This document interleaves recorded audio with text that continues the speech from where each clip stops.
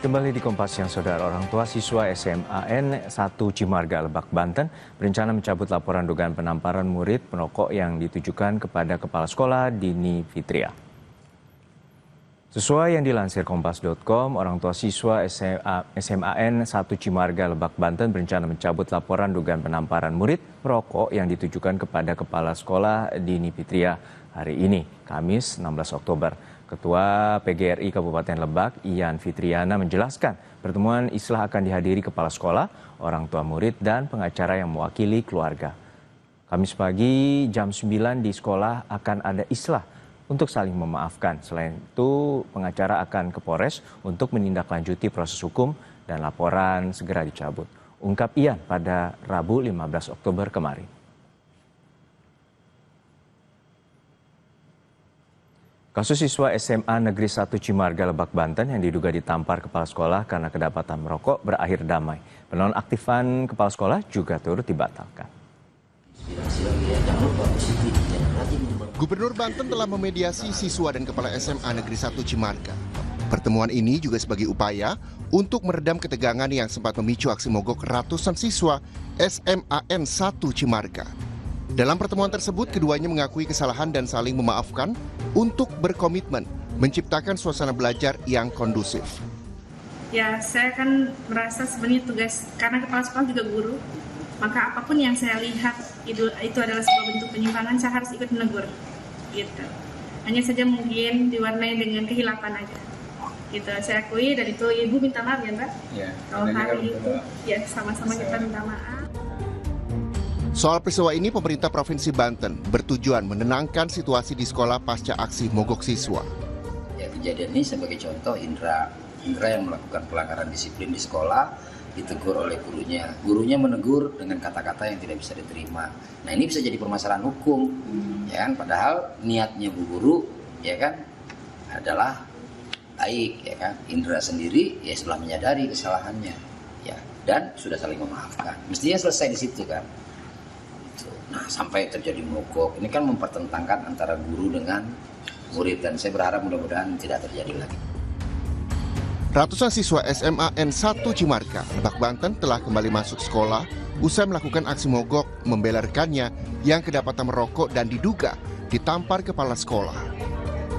Kini setelah dimediasi Gubernur Banten, kedua belah pihak antara kepala sekolah dan siswa sepakat saling memaafkan. Penonaktifan kepala sekolah pun dibatalkan. Tim Liputan, Kompas TV.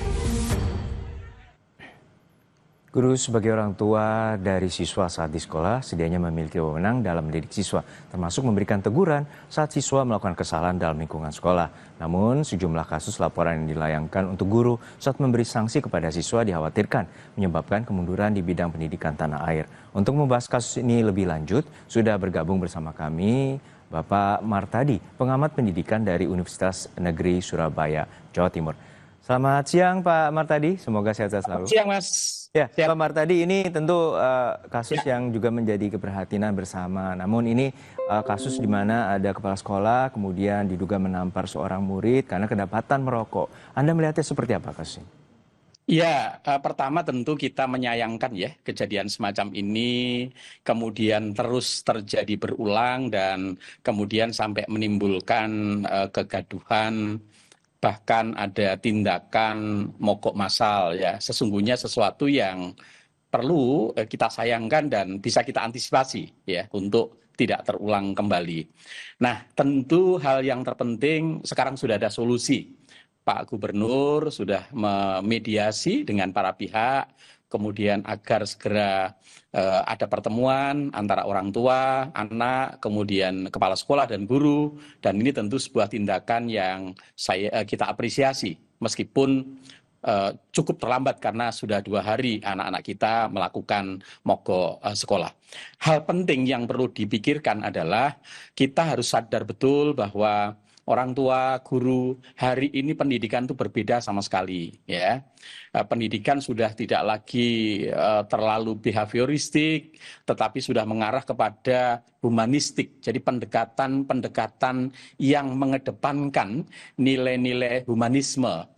kepada anak. Oleh sebab itu, guru betul-betul harus memahami pergeseran paradigma pendidikan ini, sehingga ketika mengambil langkah-langkah untuk memberikan pendidikan dalam tanda petik hukuman kepada anak sedapat mungkin ya jauh dari nilai-nilai yang berpotensi itu akan melanggar pidana dan menimbulkan reaksi ketidaknyamanan pada anak-anak kita. Saya pikir itu yang harus difahami betul dan ke depan semoga itu tidak terjadi. Hari ini juga sudah clear sebenarnya ada Permendikbud nomor 46 tahun 2023 tentang perlindungan anak dan itu sudah tegas mengatakan apapun tindakan kepala sekolah meskipun bahasanya adalah itu karena reaktif ya, itu tetap tidak dibenarkan. Menghukum dengan menggunakan physically karena itu bertentangan dengan Permendikbud tahun 2003 tahun 40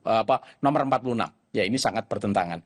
Tetapi juga mohon maaf adik-adik, anak-anak kita yang luar biasa, generasi Indonesia ke depan juga tidak dibenarkan kemudian kita membela kawan kita karena bentuk solidaritas yang melanggar sebuah aturan dengan cara-cara yang kemudian juga tidak tepat. Nah ini saya pikir dua sisi harus saling melakukan refleksi diri, ya, saling menyadari tujuannya baik, lalu kemudian tidak reaktif ketika mengambil tindakan sanksi terhadap sebuah peristiwa tertentu, termasuk pemerintah daerah. Baik, kalau dari aturan Permendikbud sudah diatur, kemudian sejauh mana keleluasan dan juga wewenang guru ataupun dari kepala sekolah baik itu nanti di sekolah demi mendidik anak-anak menjadi generasi yang baik, seperti apa tindakan ataupun sikap yang harus diambil oleh pihak sekolah?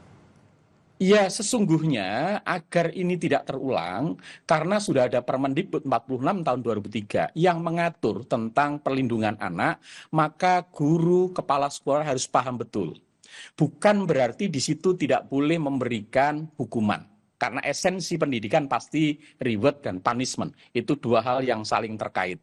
Tetapi bentuk hukumannya jangan terkait melanggar potensi fisik atau psikis. Itu yang menjadi persoalan. Ini kan yang menjadi persoalan ketika anak tahu bahwa dia salah.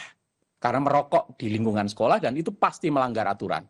Kemudian guru ingin mengingatkan agar anak tidak mengulang. Ya, tetapi problem yang muncul adalah ketika cara mengingatkan kemudian menggunakan sentuhan fisik, maka itu kemudian menjadi persoalan baru. Nah, inilah yang harus dilakukan oleh guru. Lalu bagaimana solusinya? Mestinya tidak reaktif, tetapi anak ini kemudian diajak dulu, dipanggil dulu, didudukkan, ya, kemudian diajak bicara, kemudian orang tuanya juga diajak bicara, kemudian mereka diajak untuk membangun komitmen agar itu tidak terulang karena melanggar disiplin di sekolah dan seterusnya. Sehingga kasus semacam ini kemudian tidak berkembang, lalu kemudian menimbulkan solidaritas teman-temannya, kemudian pemerintah daerah menjadi reaktif, menonaktifkan kepala sekolah, dan implikasinya jadi panjang.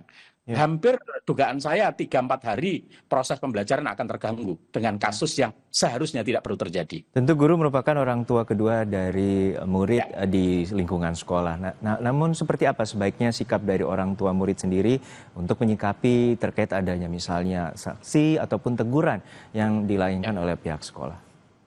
Iya, jadi sekali lagi orang tua harus sadar bahwa sekolah itu adalah bagian yang tidak terpisahkan untuk mendidik putra-putrinya. Mereka harus membangun komunikasi yang baik antara sekolah dengan orang tua. Jadi bukan transaksional. Anak saya di sekolah, lalu kemudian orang tua menganggap dia sudah dalam tanda petik menitipkan dan membayar mungkin ya SPP atau biaya-biaya pendidikan, lalu merasa bahwa mereka ketika ada apapun kemudian menuntut guru dan kepala sekolah. Saya pikir ini juga bukan sebuah tindakan yang bijak, karena apapun ketika ada proses tindakan hukum kepada guru dan kepala sekolah, secara tidak langsung itu akan mengganggu psikologis anak, mengganggu hubungan anak dengan guru dan teman-temannya. Sehingga ketika ada kasus semacam ini, sebaiknya orang tua melakukan klarifikasi terlebih dahulu. Jangan langsung kemudian mengadukan. Prinsip komunikasi, musyawarah, mufakat harus dikedepankan. Ya, karena spiritnya sama. apa yang terbaik buat anak-anak ini agar kemudian muncul perilaku yang positif. Lalu kemudian nanti di situ akan ada proses penjelasan dari guru, kemudian dari kepala sekolah, lalu bersama termasuk dari anak, lalu kemudian dicari solusi ke depan apa yang perlu dilakukan antara orang tua dan sekolah agar anak ini tidak melakukan hal yang sama. Saya yakin orang tua juga senang kok anaknya tidak merokok gitu ya. Saya yakin juga orang tua senang. Tapi hanya soal komunikasi. Seringkali emosional, kemudian rasa sayang anak yang terlalu berlebih, hanya mendapat informasi sepihak dari anak, lalu kemudian orang tua menjadi reaktif, dan pada ujungnya adalah kemudian dia langsung melaporkan kepada aparat penegak hukum. Dan ini sebuah tindakan yang menurut saya perlu dihindari ketika kita melakukan penyelesaian dalam konteks dunia pendidikan. Untuk contoh di Lebak Banten ini artinya musyawarah mufakat dan komunikasi sepertinya telah dilakukan dan adanya jalan damai antara kedua belah pihak, antara keluarga maupun murid dan juga guru ataupun kepala sekolah. Nah, untuk kedepannya bagaimana Anda melihat pengawasan dan perlindungan baik terhadap guru maupun juga murid yang terutama berada di lingkungan sekolah? Iya betul, jadi kasus di Lebak ini kan akhirnya dengan musyawarah dan mufakat kan masalahnya selesai. Coba kalau musyawarah dan mufakat itu dilakukan sebelum anak-anak mogok, maka akan bisa dihindari kasus terjadinya anak-anak ini mogok. Nah ke depan ini tentu harus menjadi pelajaran kita semua, bukan hanya SMAN 1 Cimarga ya, tetapi juga sekolah-sekolah yang lain. Pertama adalah ketika di awal tahun ajaran baru, orang tua harus duduk bersama dengan pihak sekolah untuk paham tentang program, hak tanggung jawab, kemudian tata tertib sekolah, agar semua tahu. Termasuk juga perlu disampaikan bagaimana tindakan-tindakan yang itu dianggap melanggar disiplin di sekolah, dan ketika terjadi apa yang harus dilakukan oleh orang tua, sehingga tidak mereka kemudian reaktif. Ini harus dibangun dari awal. Lalu kemudian ketika berproses ya ada kejadian semacam ini, maka kemudian segera jangan menunggu anak ini lapor kepada orang tuanya, tapi guru dan BK-nya atau kepala sekolah komunikasi dengan orang tua terlebih dahulu. Jangan kemudian reaktif lalu memberikan sanksi dan kemudian anak merasa tidak berterima lalu melaporkan pada orang tuanya. Disitulah ada miskomunikasi. Saya yakin kalau itu bisa dijaga akan insya Allah tidak akan terjadi. Dan ke depan tentu sistem ketika terjadi semacam ini, maka pemerintah daerah harus hadir, jangan terlalu reaktif memberikan sanksi kepada sekolah dan guru, tetapi didalami lebih dahulu, dimediasi, lalu dicari solusi bersama. Saya yakin itu.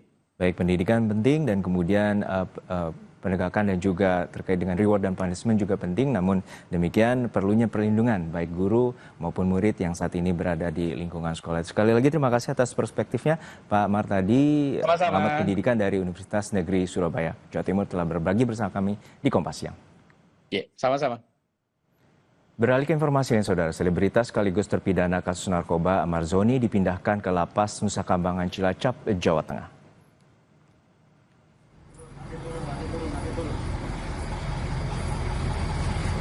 Inilah ada detik-detik saat selebritas sekaligus terpidana kasus narkoba Amar Zoni masuk ke mobil tahanan. Amar Zoni bersama napi lainnya berangkat dari Jakarta dan tiba di Lapas Nusa Kambangan pukul 7:43. Amar akan ditempatkan di lapas dengan pengamanan super ketat.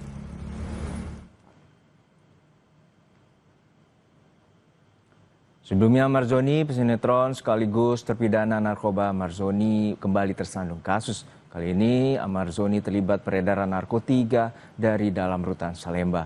Menurut jaksa, Amar dan 5 tersangka lain dari lapas terlibat peredaran narkoba di dalam rutan dengan barang bukti sabu, ekstasi, dan ganja. Akibat kasus ini, Amar dan jaringannya terancam hukuman penjara seumur hidup. Amar pernah ditangkap tahun 2017, 2023, dan 2024 dalam kasus narkoba.